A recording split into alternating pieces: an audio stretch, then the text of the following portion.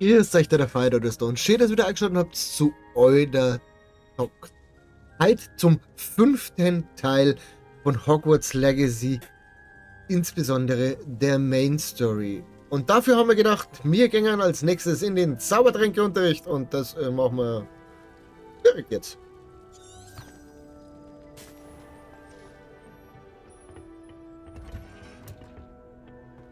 Ich sage ja immer, Reisen erweitert den Horizont.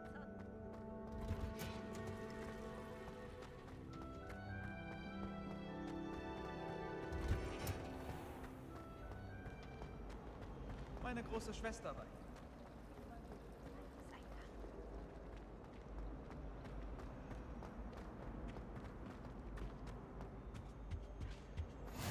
Sollten nach dem Vorfall in Hogsmeade nicht Auroren oder Ministeriumsleute die Schule schützen? Professor Black würde das nie erlauben. Das ließe ihn ja völlig unfähig aussehen.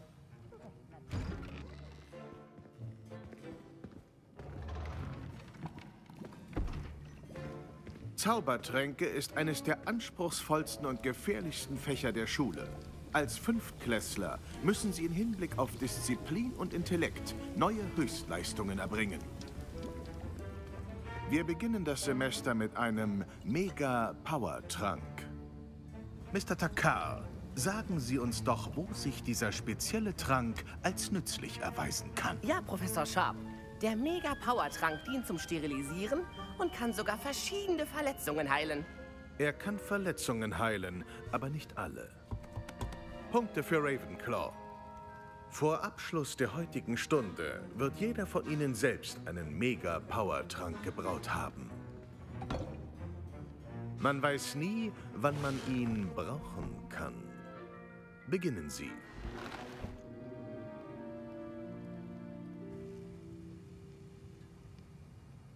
Dann mischen wir da mal was zusammen. Zerkleinern Sie die Zutaten mit gleichmäßigen Bewegungen.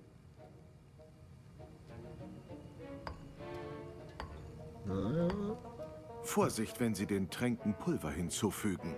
Ein Niesen könnte katastrophal sein.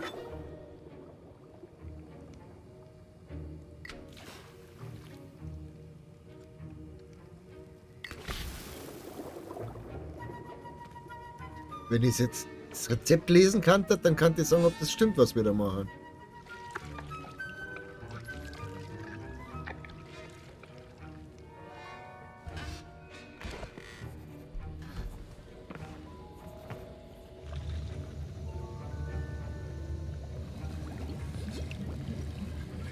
Wie ich sehe, können die meisten von Ihnen noch rühren.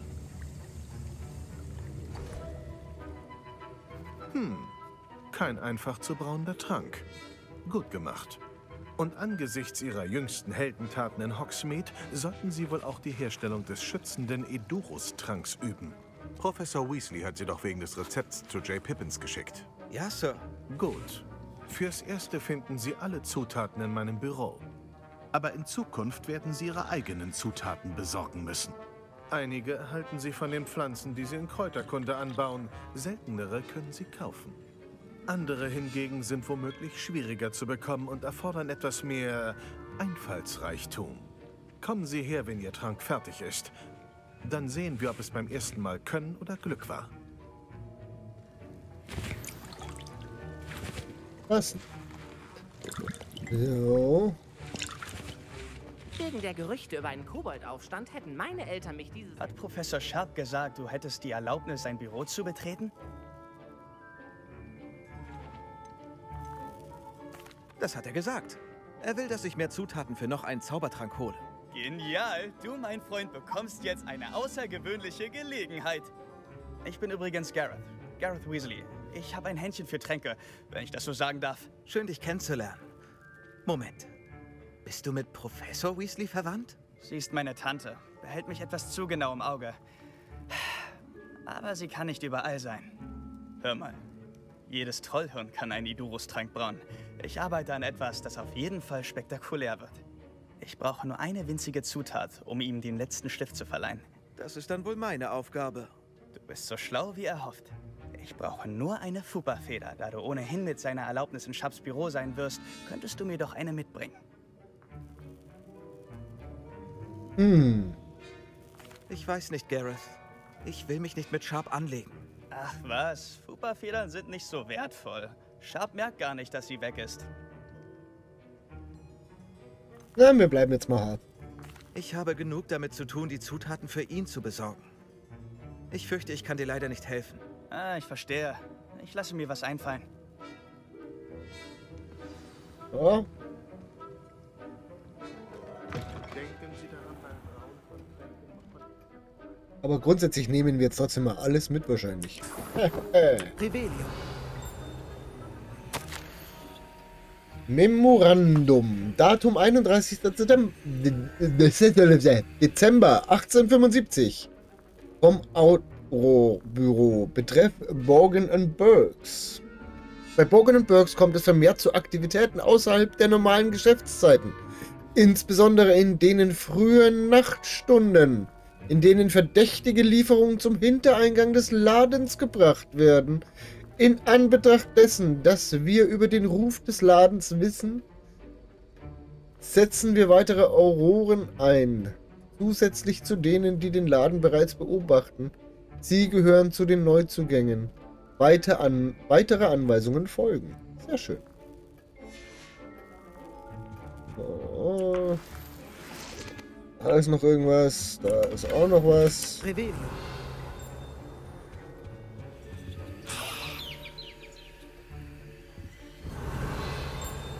War's das? Okay.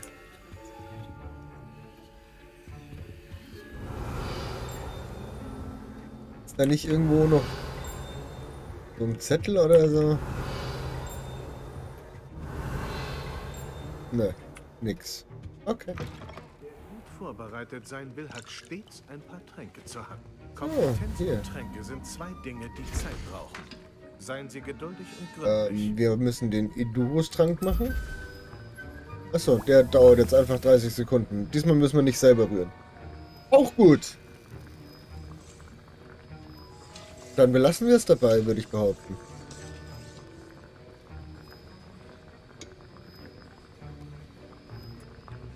Ja. Und jetzt das Malvenkraut und... Revelio. Seltsam. Was ist da los? Wo war das denn? Ah!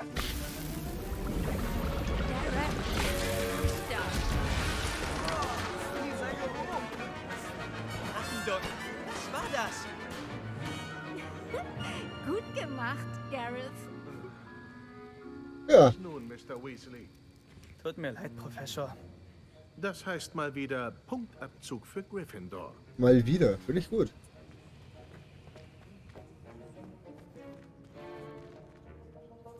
Ich habe einen Edurus-Trank gebraut, Professor. Wie schön, dass Sie sich diesmal auf die Aufgabe konzentrieren konnten. Ich sah Sie mit Mr. Weasley reden. Er kann recht überzeugend sein. Schön, dass Sie widerstanden haben. Gute Arbeit heute. Zugegebenermaßen war ich skeptisch. Schließlich ist das fortgeschrittener Unterricht und Sie sind neu hier. Schön, dass ich Ihre Erwartungen erfüllen konnte. Kommt selten vor. Und denken Sie bitte immer daran, dass Sie noch kein Meister der Zaubertränke sind. Man muss nicht nur wissen, welche Zutaten zu vermengen sind, man sollte auch umfangreiches Wissen über die Zutaten selbst sammeln. Passen Sie besonders in Kräuterkunde auf. Die Pflanzen, die Sie dort pflegen, sind wichtig für die Tränke, die Sie hier brauen. Ich empfehle das Brauen nur an einem sicheren Ort zu üben. Man kann einen heißen Kessel schlecht einfach so rumstehen lassen. Sie können die Fupa-Feder behalten. Dieses Mal. Das wäre alles. Woher weiß der das alles? Ich denke, wir haben alle genug Aufregung für einen Ach, Tag. guck an, was für ein Wir Zufall. machen Schluss. Professor Sharps Aurorenabzeichen. Die Auroren bilden die magische Strafverfolgungsbehörde des Ministeriums und schützen die Welt der Zauberei vor allen möglichen Bedrohungen, insbesondere vor denen, die von der schwarzen Magie ausgehen. Dieses Aurorenabzeichen gehört Professor Sharp. Sehr schön. So, haben wir noch irgendwas hier, was wir vielleicht noch einstecken könnten? Revelio. Schaut ehrlich gesagt nicht so aus. Nein! Dann haben wir unsere erste Zaubertragstunde geschafft. Entgehe erfolgreich gegnerischen Angriffen per Ausweichen. Wirke Incendio auf Gegner. Wir treffen uns jetzt einfach mal mit Natti.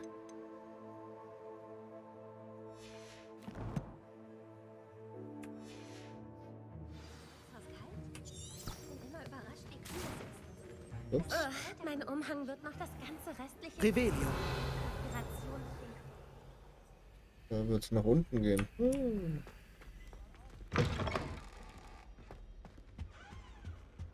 Ihr Handbuch ist ja wirklich praktisch. So, da.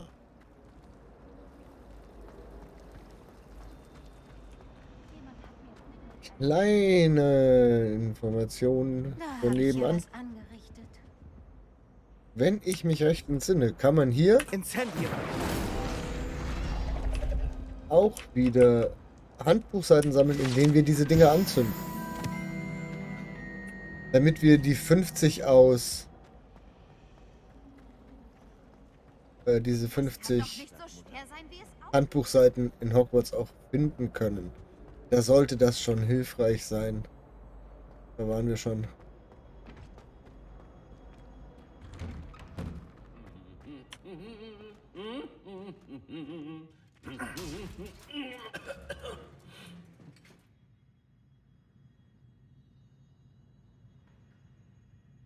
Hau zurück.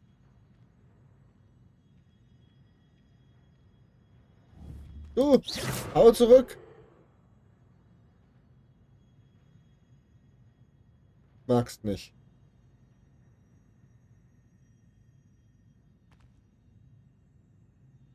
Ich hab gedacht, er schlägt zurück. Sicher? Okay.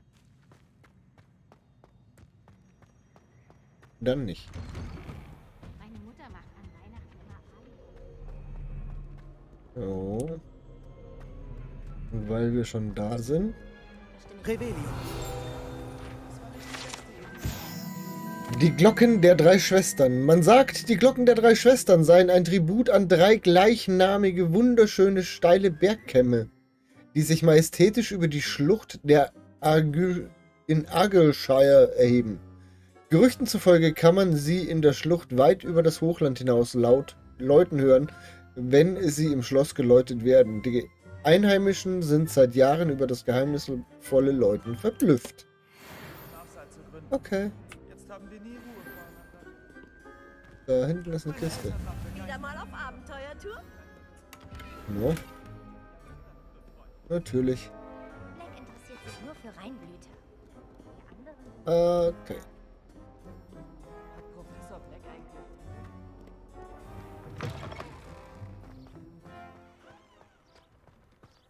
Jetzt mal ehrlich, wir haben die nervigsten aller Vertrauensschüler.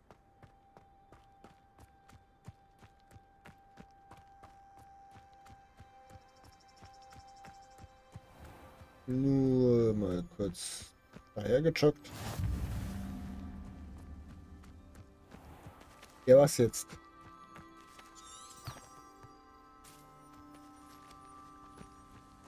Ah, dahinter geht's. Okay.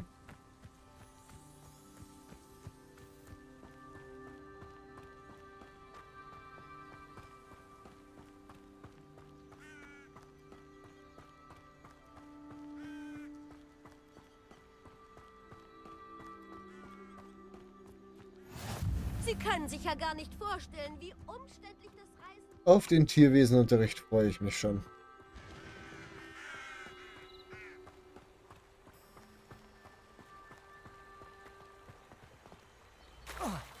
Bin ich jetzt echt so dumm gewesen und darunter gefallen? Oh Mann.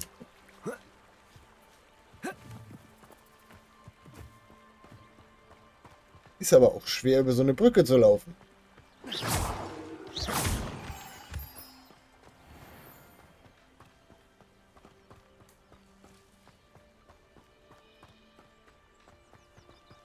Pilze! Ist das nicht schön? Das ist so schön.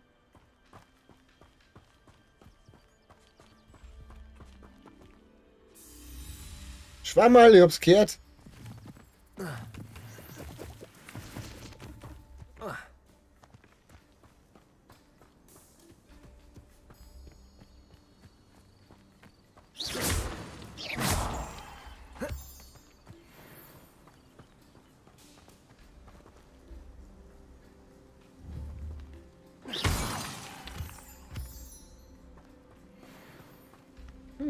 Revelio. Ja, jetzt gedacht, die Eulen hier vielleicht. Hätten so eine Handbuchseite für uns. Schaut aber nicht so aus.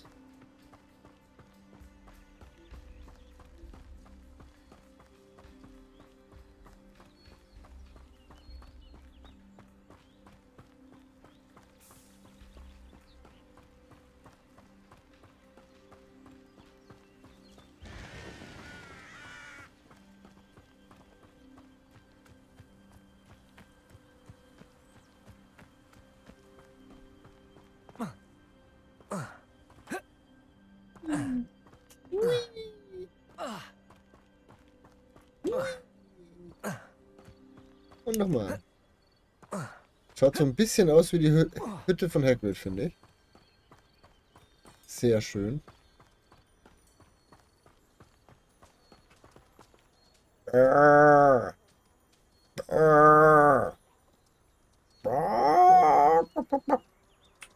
Nein, Revelio.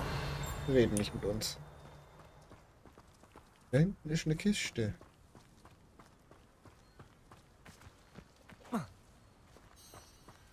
Wo ist diese Kiste?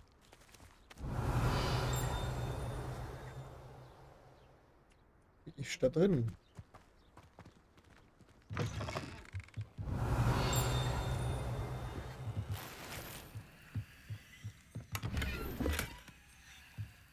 Neue Klamotten! Revelio. Oh, da ist tatsächlich auch noch eine Handbuchseite. Hausmeisterwerkzeuge. Ein Satz Werkzeuge, die man, so kann man vermuten, verzaubert werden können, um alle Arten von Einrichtungsgegenständen für die gemütliche Hütte zu schaffen. So groß wie der Bewohner sie braucht. Sehr schön. Sehr, sehr schön. Und gut zu wissen.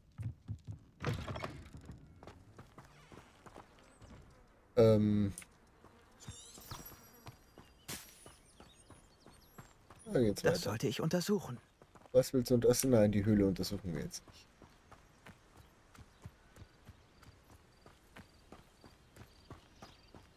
Achso, ja, Klamotten. Da haben wir neue Klamotten gekriegt. Die sind besser, nehmen wir. Wenn wir gar nichts ändern. Schaut auch so schon gut genug aus.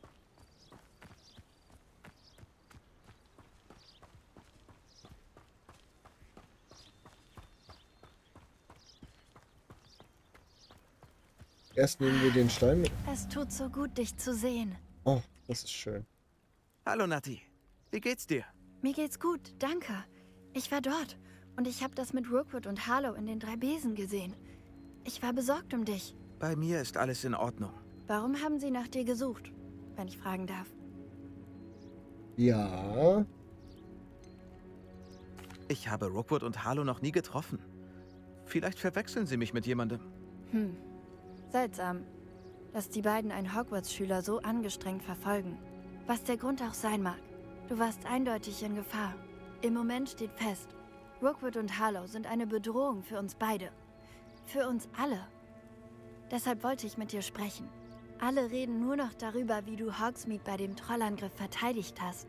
Und ich werde nie vergessen, wie sich Sirona in den 3 Besen gegen Rookwood und Harlow behauptet hat. Ihr beide habt mich inspiriert, selbst Stellung zu beziehen. Wie meinst du das? Wegen Männern wie Rookwood und Harlow verließen meine Mutter und ich das Matabele-Land. Ich sehe nicht einfach zu, wie sie mein neues Zuhause zerstören. Ah. Gut. Rookwood und Harlow sind ein gefährliches Duo. Außerdem ist Rookwood mit Ranrock im Bunde. Angeblich wurden sie zusammen in Hogsmeade gesehen. Noch ein Grund mehr, sie dringend zu stoppen. Es wird gemunkelt, dass Theophilus Harlow sich um Rookwoods Geschäfte kümmert. Ihn zu stürzen, würde Rookwoods gesamte Organisation lahmlegen. Mag sein. Aber sollte sich nicht Officer Singer um Harlow kümmern? Ich habe sie gesprochen. Sie war nett, wollte aber selbstverständlich keine Details mit einer Schülerin besprechen. Ich habe gehört, wie einige von Rookwoods Leuten über eine von Harlow geplante Wildereiaktion sprachen. Das könnten wir doch genauer unter die Lupe nehmen. Vielleicht finden wir die Beweise, die Officer Singer braucht. Okay. Nur wie? Ich werde weiter meine Augen und Ohren offen halten und herausfinden, was genau Harlow vorhat. Ich melde mich, wenn ich mehr weiß. Und denk immer daran, ich bin hier, wenn du mich brauchst. Danke, Nati. Ja, wir denken da mal Sei dran. auf der Hut. Wir sind auf der Hut. So. Ich höre wohl nicht recht. Sie wagen es, mir zu drohen? Was geht hier vor sich?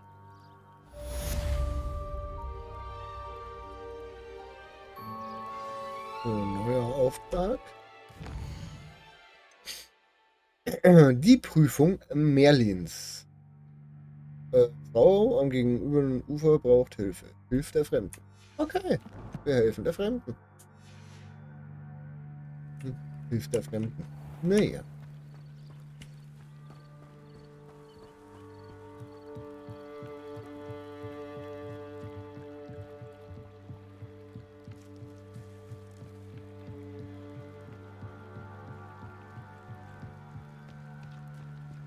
Sie müssen hier lang gekommen sein. Ich weiß nicht, wen ich gesehen haben soll. Ich war mit meiner Forschung beschäftigt. Ich habe keine Zeit für... Victor Rookwood schert sich kein Stück um Ihre Zeit. Oi, wenn man vom Teufel spricht. Mr. Rookwood würde sich gerne unterhalten. Von der Schule? Das kann doch nicht... Jetzt reicht's mir. Lasst sie in Ruhe. Die zielt vielleicht scheiße. Gib mal Mist.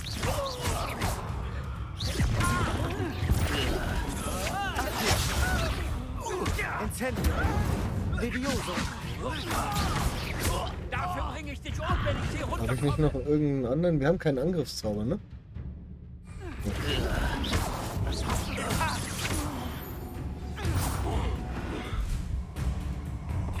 Okay, wer bist du denn jetzt? Ich gucke zu, wie das Licht aus deinen Augen verschwindet. Ja, können wir drüber reden.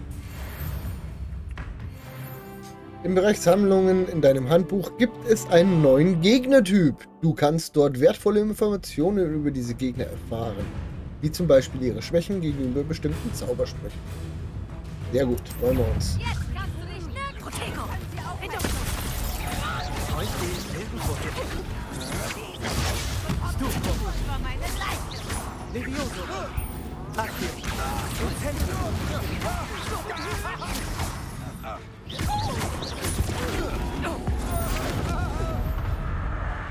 Tschüss. Das war ein schwerer Fehler.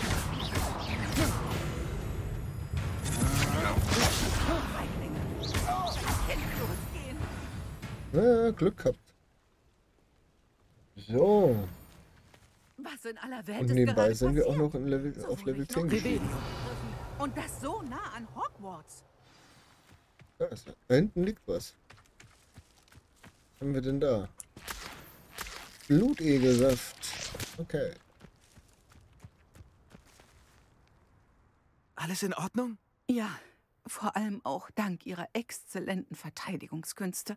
Warum nur wollten 2 Erschwinderinnen mich erledigen, um an sie zu gelangen? Erschwinderinnen. Victor Rookwoods Diebe und Erpresser, seine Handlanger. Sie schienen an ihnen interessiert zu sein. Das ist eine lange Geschichte, aber danke für die Hilfe. Nun, für den Moment sind sie los. Priya hat mich gewarnt, dass sie gefährlich werden. Dann sollte ich lieber weiter forschen, bevor sie wiederkommen.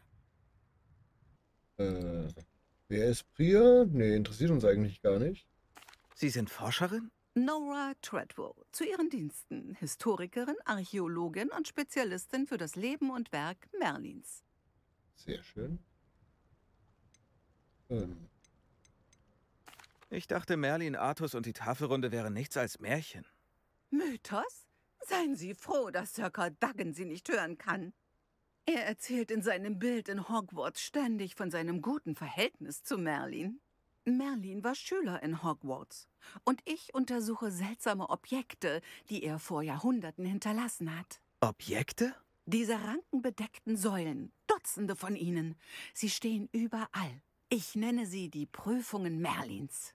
Ich vermute, er hat sie als Ablenkung für seine Kameraden in Slytherin erschaffen.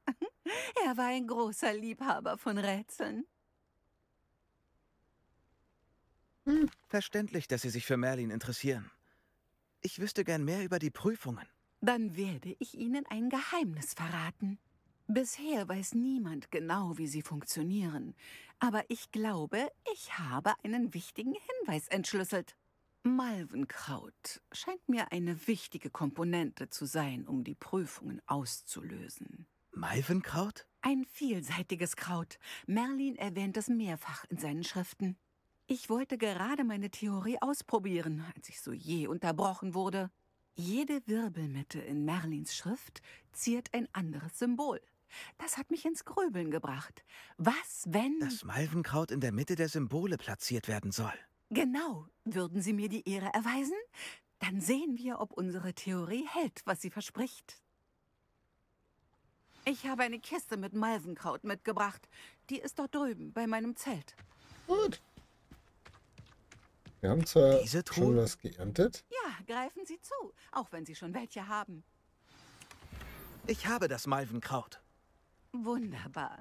Jetzt sehen Sie sich die Ranken an den Säulen und den Steinwirbel auf dem Boden an. Jede Prüfung hat diese Merkmale.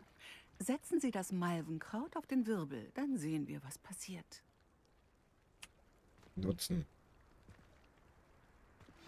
Meine Güte, haben Sie das gesehen? Ja! Die Ranken sind verschwunden. Was soll ich jetzt tun? Das ist Neuland. Ich frage mich, was es mit diesen Scheiterhaufen auf sich hat. Bei den Prüfungen Merlins, da gibt es ein paar verschiedene, werden aber regelmäßig die gleichen Zauber abgerufen. In dem Fall ist es der Incendio-Zauber. Wir gängen einfach zu diesen Schalen hin, die sind auch manchmal dann verteilt. Incendio. Und dann 1, 2 Die Flammen senken den Scheiterhaufen. und 3.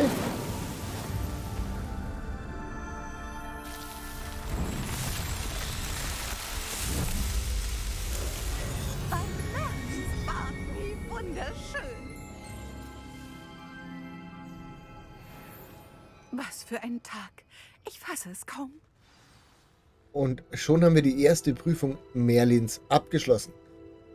Diese Prüfungen geben euch die Chance oder geben euch mehr Inventarplatz, um gefundene Klamotten und Co. zu verstauen. Ist also vielleicht gar nicht so unpraktisch, sich ein bisschen darauf einzulassen, diese Dinge auch zu machen. Wenn es euch interessiert, was man da so für verschiedene Aufgaben zum Erledigen hat, dann schreibt es mir doch in die Kommentare. Vielleicht mache ich euch dann ein extra Video drüber. So. Wir schauen aber jetzt weiter mit Nora Treadwell. Ist das nicht sie? Ja, hier. Das können wir wohl als Erfolg bezeichnen. Das nehme ich wohl an. Allerdings habe ich jetzt noch mehr Fragen. Wie geht das nur? Zurück an die Notizen. Vielleicht habe ich etwas übersehen. Laufen hier eigentlich alle Prüfungen so? Nicht unbedingt, aber ich glaube, jeder hat diese markanten Ranken und einen Wirbel auf dem Boden. Lösen Sie sie so, wie sie Ihnen vor die Füße fallen. Ich glaube, ich habe alles, um mit meiner Forschung fortzufahren. Wahrscheinlich ist für jede Malvenkraut erforderlich, das Sie in Hogsmeade finden, wenn Sie noch mehr benötigen. Ich muss jetzt wirklich los. Es war mir ein Vergnügen. Und seien Sie vorsichtig hier draußen. Jetzt, wo ich alles habe, kehre ich wieder zu meinen sicheren Notizen und Büchern zurück. Wunderbar. Schließe Hausaufträge ab. Zack. Eingepackt. So. Was haben wir denn noch für Aufträge? Jetzt hätten wir hier Aufträge, entgehe erfolgreich Gegner schon anderen mit ausweichen. Wirke Incendio auf Gegner, haben wir gerade sogar schon zweimal gemacht. Ja. Eulenpost. Achso. Die Zeit, Studierfähigkeiten zu prüfen, zu sehen, ob wir einen neuen Schulchampion haben, kommt zum üblichen Ort für die Finalrunde von gekreuzten Stäbe. Die Übungsgruppe steht auch weiterhin zur Verfügung. Jawohl, sehr schön. Finde ich total toll. So. Hier haben wir was freigeschalten. Und hier haben wir irgendwas freigeschalten. Was auch immer, ich sehe es nicht. Da oben. Jawohl.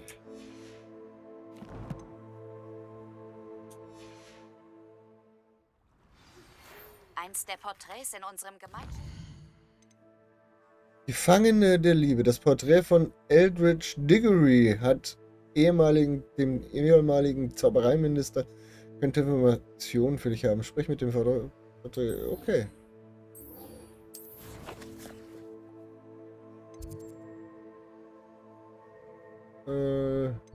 Dahin und dann dahin. Das ist eh auf dem Weg. Dann schauen wir mal, was der für uns hat.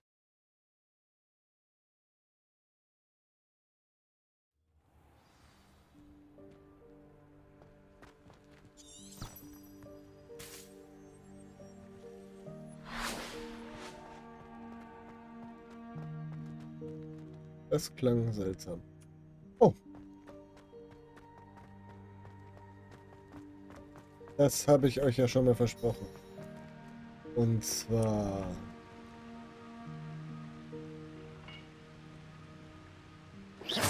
Incendio. Genau. Jetzt geht das Ding nämlich ran. Auch hier.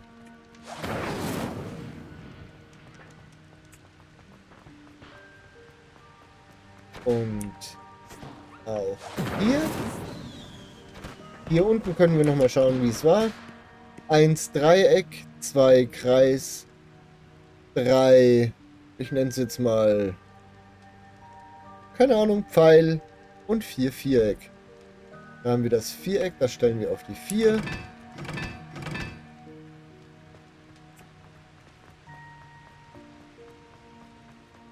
Das Dreieck auf die 2.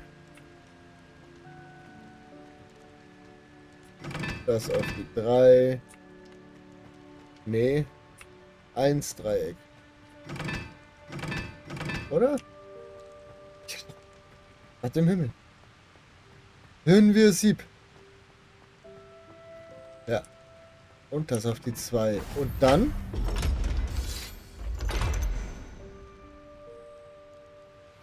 haben wir ein Loch im Boden gemacht.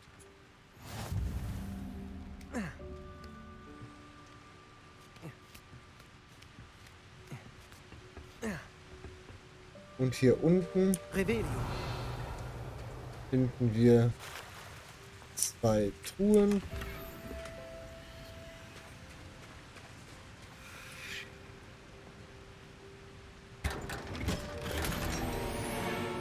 Mit ganz tollen Inhalten. Und zwar haben wir da jetzt einen neuen Hut bekommen, der deutlich besser ist, wie das, was wir bisher haben. Deswegen laufen wir jetzt mit Stroh drum. Oh, was ist das? Oh. Sehr schön. Löse Geheimnisse von Hogwarts. Wir sind so gut. So.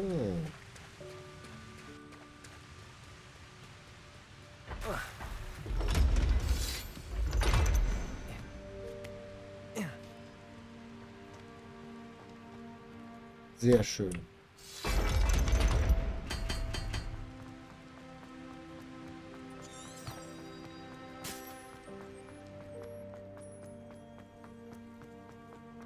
Hallo, wie schön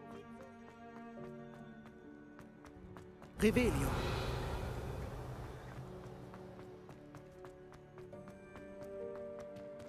Sonst weiß ich es gerade nimmer, welcher Zauber das war, aber könnte es gewesen sein.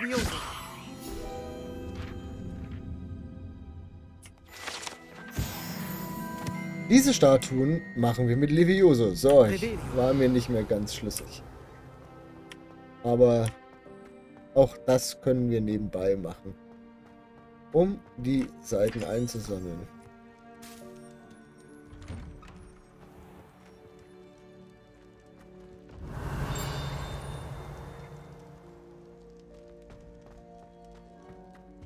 Haben wir es gerade gesagt? Ne?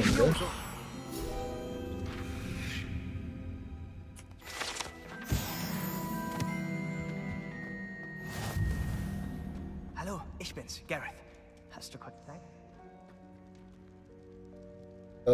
Nein.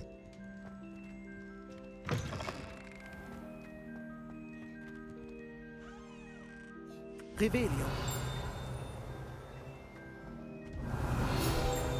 Wusste ich's doch. Stundengläser mit Hauspunkten. Diese großen verzierten Sanduhren, die Rubine, Diamanten, Saphire und Smaragde enthalten, sind so verzaubert, dass sie stets die jeweiligen Hauspunkte von Gryffindor, Hufflepuff und Ravenclaw und Slytherin anzeigen. Ist das nicht super? Aber es ist allgemein nicht so viel da drin, habe ich so das Gefühl. Die schauen sehr leer aus. Sehr schön.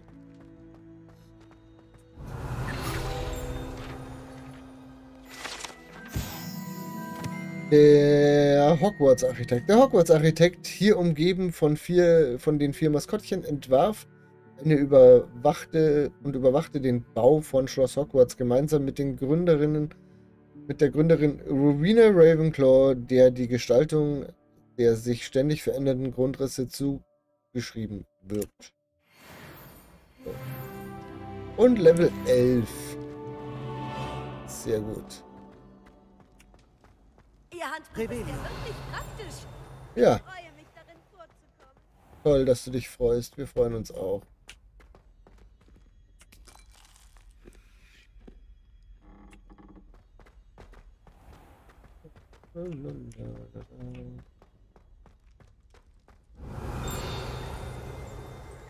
Ja, guck an. Birnenporträt. Wenn man die Birne auf dem Stillleben einer Obstschale kritzelt, kichert sie und verwandelt sich in den Türknauf, der den Zugang zu den Küchen von Hogwarts freigibt.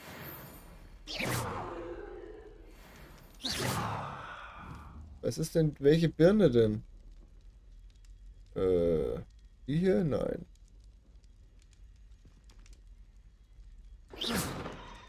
Und zählt das als Kitzeln?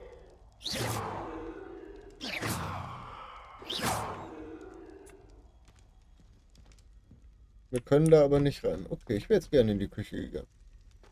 Küche ist immer gut. Küche heißt, das ist was zu essen. Da ist übrigens auch noch was, haben wir gerade gesehen. Hufflepuff-Fässer. Um den Gemeinschaftsraum von Hufflepuff zu betreten, muss man das richtige Fass klopfen. Das zweite von unten, Mitte des Stapels. Im Rhythmus von Helga Hufflepuff. Ein falscher Klopfer endet mit Zutrittsverbot und einer Essiggusche.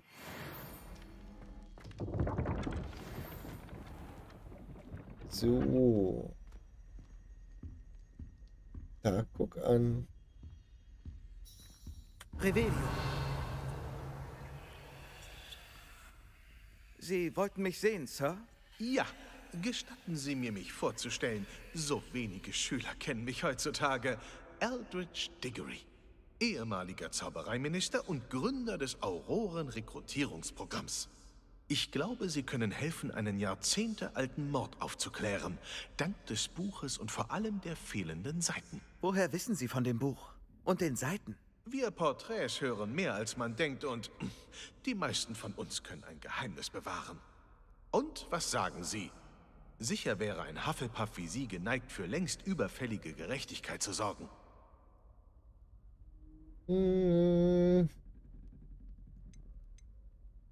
Ich werde tun, was ich kann. Wunderbar. Ich freue mich, dass ich mit Ihnen richtig lag. Meine Großnichte Helen Thistlewood kennt die Details. Sie ist im Ruhestand, war aber zu ihrer Zeit eine große Aurorin. Und der ungelöste Mord, von dem ich spreche, war ihr Fall.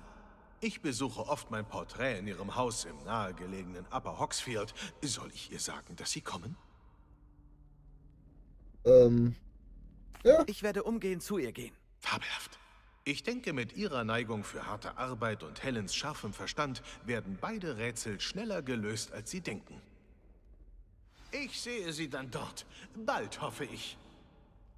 Gut. Dann laufen wir noch als nächstes zu Helen Fiddlewood. Fiddlewood. Okay, finde ich sehr schön. Wenn der mal zugeht hat. So ist besser.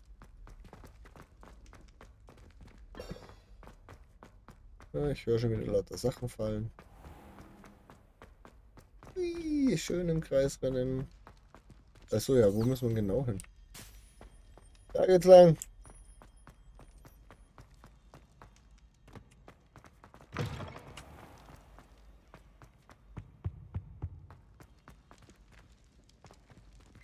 Das wäre auch ein sehr klassisches Hogwarts-Wappen. Das Wappen von Hogwarts zeigt einen Löwen, eine Schlange, einen Adler und einen Dachs. Die Tiere stehen jeweils für eins der 4 Häuser sowie das Schulmotto Draco Dormiens Nunquam Titilandus, was so viel bedeutet wie Kitzle niemals einen schlafenden Drachen. Sehr schön.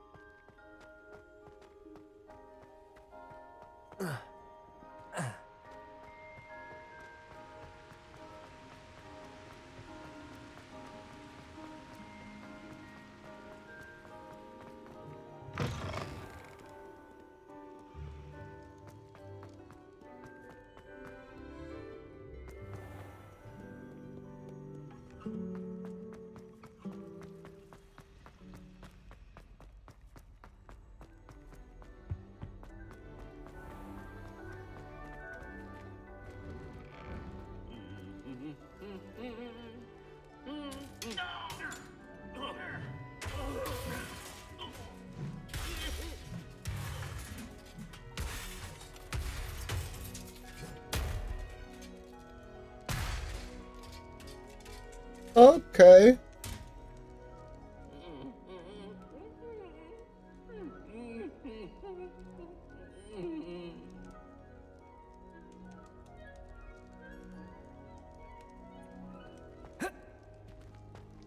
Will ja nicht aufsteigen.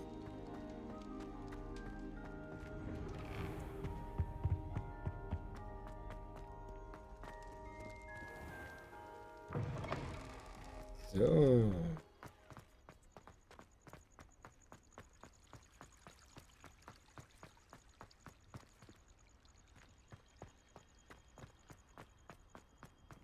Revelio.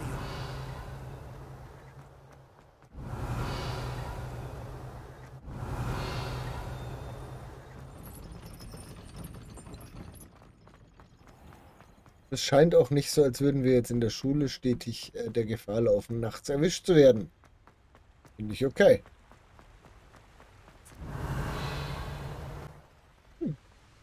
Das ist ja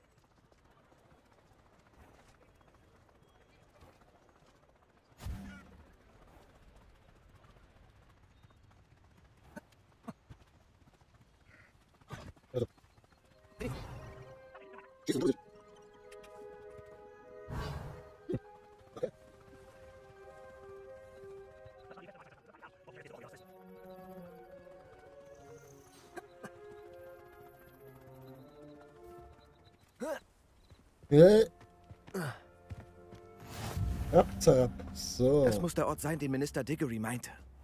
Helen muss hier irgendwo wohnen. Badolf Beaumont ist noch nicht zurück. Wurde wohl von schwarzen Magiern erwischt. Na, wo ist denn da der Dore? Oh, ist die Tür. Ah, da sind Sie ja. Ach, Schön, Gott, dass Sie meinem Rat gefolgt sind. So, wir sind jetzt mal wieder ganz nett. Die Distel der Zaubererwelt. Die Distel der Zaubererwelt. Helen Thistlewood, Erinnerungen an eine Aurorin. Der Ruhestand ist nicht, wie ich es mir vorgestellt habe. Natürlich genieße ich die freie Zeit, aber der Nervenkitzel einer Jagd auf magische Wesen und Zaubereiverbrecher fehlt mir doch. Ich weiß, wir sollten nicht offen sagen, dass wir das Chaos in unserer Arbeit zu schätzen wissen, aber nichts kommt an die Aufregung heran, die man bei der Verfolgung eines ukrainischen Eisenbauchs durch eine Muggelstadt empfindet. Vor allem, weil im Anschluss die Muggel, die dich gesehen haben, mit Obliviate belegt werden müssen. Nur geringfügig weniger spannend war es, mit nicht mehr als einem einzigen Korb springender Knollen den Plan eines schwarzen Magiers zu veralten. Das Ministerium mit einer Armee chinesischen Kaukohl zu übernehmen. Wenn das Ministerium endlich all meine Fälle veröffentlicht, werden meine Nachbarn mich in einem völligen neuen Licht sehen. Die alte Madame Thistlewood am Ende der Straße ist diejenige, die diesen und jenen üblen Burschen nach Azkaban gebracht hat. Im Moment kann ich vieles nur andeuten, da ich sonst verbreiten müsste, die strengste Geheimhaltung unterliegen. Ich würde nur ungern meine ehemaligen Kollegen zwingen, mich selbst in Azkaban einzusperren. Wahrhaftig keine behaglicher Gedanke. Nun, ich sollte wohl in meinen Garten nach dem Rechten sehen. Die Hasenglöckchen haben es zu dieser Jahreszeit sehr schwer. Revelio. Ist noch was? Liebe Schwester, es ist schon einige Zeit her, dass wir von dir gehört haben. Wie stehen die Dinge im Ministerium? Wir denken oft an dich und hoffen, dass es dir gut ergeht. Es wird dich freuen zu hören, dass wir uns alle mit deiner Entscheidung, Auroren zu werden, abgefunden haben, so gefährlich dieses Leben auch ist. Du musst dein Leben leben und deinen eigenen Weg finden. Du hast dich entschieden, dein Leben in den Dienst der Welt der Zauberei zu stellen. Ich bin stolz, dich Schwester nennen zu dürfen. Ich muss dir jedoch etwas berichten, das dir seltsam vorkommen könnte. Es scheint so, als hätte sich ein Troll in den Zugtunneln in der Nähe der Stadt häuslich eingerichtet. Ich fürchte, den armen Ding ist eine tragische Lektion über die Grundlagengesetze von Geschwindigkeit und Kraft am Beispiel von Lokomotiven vorherbestimmt. Schreib bitte bald, Eddie Thistlewood. Revelio. Und da hinten liegt noch mehr. Distel, die Distel der Zaubererwelt, Helen Thistlewood, Erinnerungen einer Eroberin. Noch immer brüte ich über die große Frage, die ich kürzlich gestellt habe. Ich habe immer darauf geachtet, dass ich mein Handeln vor dem Zaubergamot verteidigen könnte, sollte es nötig werden. Es kam nur selten dazu und nie war es eine angenehme Erfahrung, egal wie sicher ich in meiner Sache war.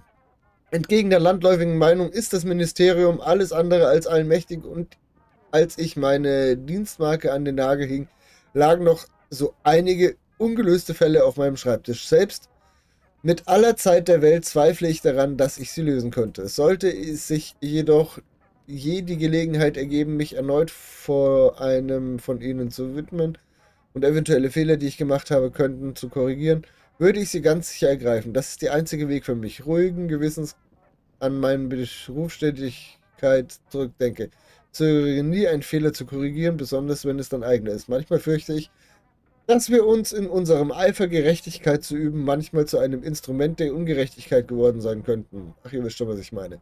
Ganz besonders ich könnte mich irren, aber das bezweifle ich. Ich bin übrigens fertig mit den Gärten. Ich brauche einen neuen Zeitvertreib.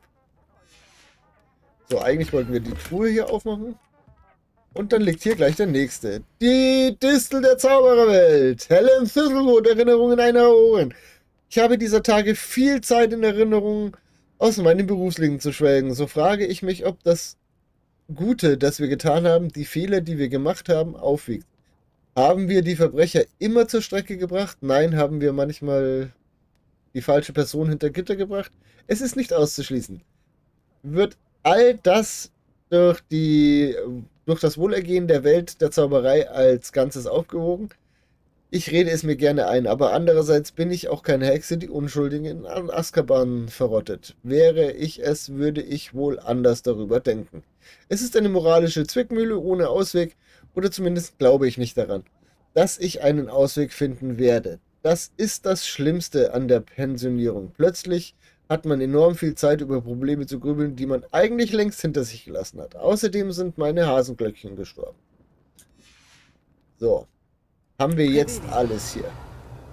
Sehr gut.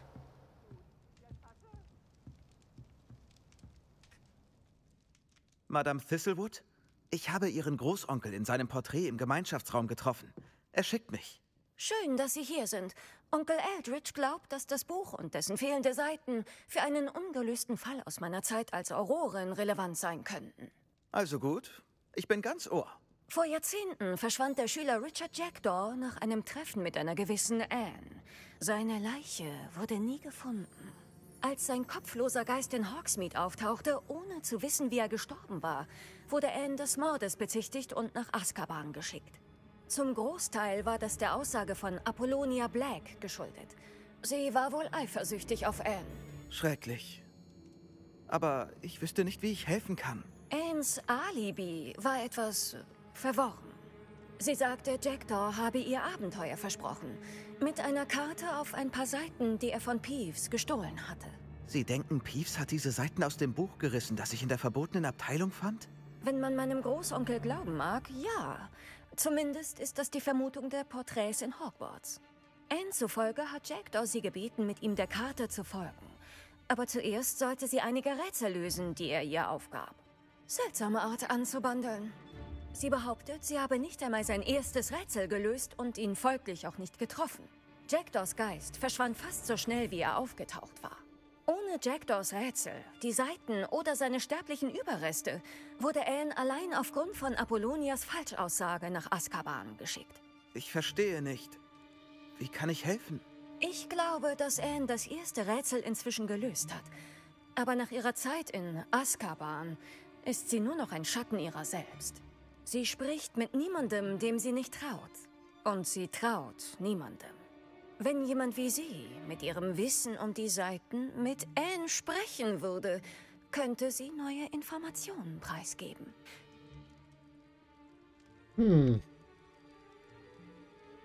Eine schreckliche Geschichte. Wenn Sie meinen, dass es hilft, begleite ich Sie. Das wäre wunderbar. Ihr Mut und Ihre Freundlichkeit sind wirklich beispielhaft. Meine frühere Tätigkeit als Aurorin hat seine Vorteile. Wir können direkt neben ihr apparieren. Ich habe Minister, Professoren und viele andere an diesen verfluchten Ort gebracht. Schüler noch nie. Aber ich passe gut auf sie auf. Ja, Na schön. Dann los. Machen Sie sich bereit. Wir apparieren gemeinsam. Keine Sorge, mir ist noch niemand zersplintert. Bis bald und passen Sie auf an diesem furchtbaren Ort. Es dauert nur einen Moment.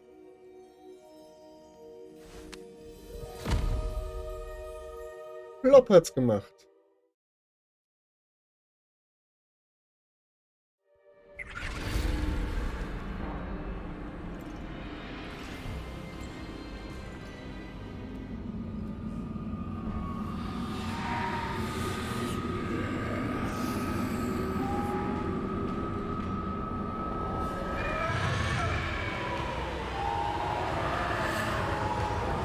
Expecto Patronum!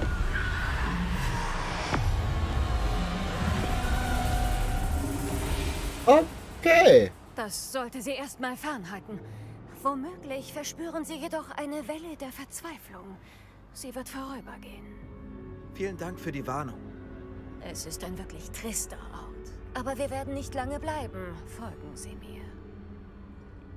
Hier sollte man nicht trödeln. Ich hätte nie gedacht, dass ich... So.